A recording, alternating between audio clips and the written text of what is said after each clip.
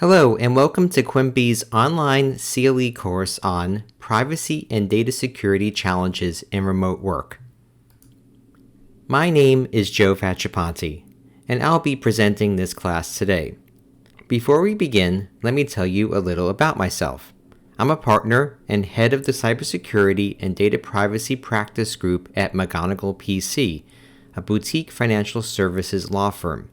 I assist clients in responding to data breaches and improving their cybersecurity compliance programs. Prior to my current role, I served as Deputy Head of Internal Investigations at a global financial institution, and prior to that, I was a federal prosecutor for 9 years at the U.S. Attorney's Office in Manhattan, where I prosecuted cybercrimes and intellectual property theft cases. I also teach a cyber law course at Cornell Law School. Let's talk a little bit about our topic today. At 2 years into the pandemic, remote work is still a fact of life for many employers and employees, and cyber threats continue to rise. Today's program will examine the challenges in ensuring that employers' privacy and security policies are compliant and effective in these circumstances. This program will review regulators' current best practices and provide tools to help lawyers advise their clients on the cybersecurity and data privacy rules and principles essential in remote work environments. Let's begin by examining the state of remote work and what businesses and employees are currently doing. The basic takeaway is that while more employees are returning to the office, remote work seems to be here to stay for many employees by choice. So what are businesses currently doing? Looking at things nearly a year ago, a May 2021 Gallup poll found that 7 in 10 U.S. white-collar workers were working remotely, and 14% of blue-collar workers were also working remotely. Further, a March 2021 survey by the Society for Human Resource Management found that 52% of Americans would choose to work from home permanently if given the option. This trend continues today, a year later, in which a significant portion of the American workforce continues to work from home. For example, a February 2022 Bloomberg News article found that today, 61% of teleworkers who have an office say it's their choice not to work from there, up from about a third in October 2022.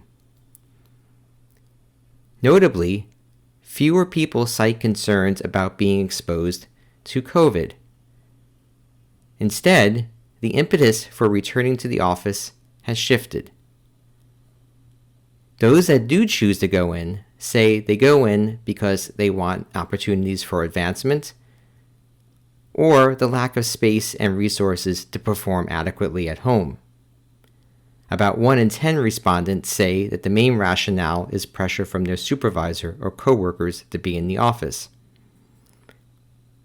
Nearly a third of parents cite childcare as an issue for working from home, which is down from 45% in October of 2020.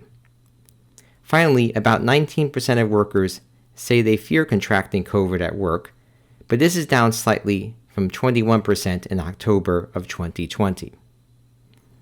What this basically means is that many employees are finding reasons to stay at home and continue to work from home, even though the coronavirus is receding as a major concern for work from home. And that this, in fact, is a trend that employers are going to have to deal with and be prepared for from a cybersecurity and data privacy perspective. So, having looked at the trends in working from home, let's take a look at the threat landscape. The first thing you need to know is that cyber attacks are inevitable.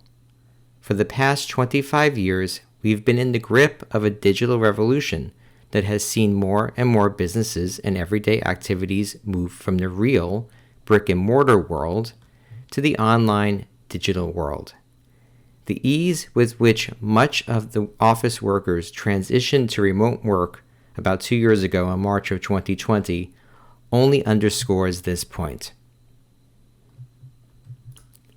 And just as there have always been bank robbers and shoplifters and catch me if you can identity thieves and con artists in the real world, there are criminals who perform the same function in the digital world.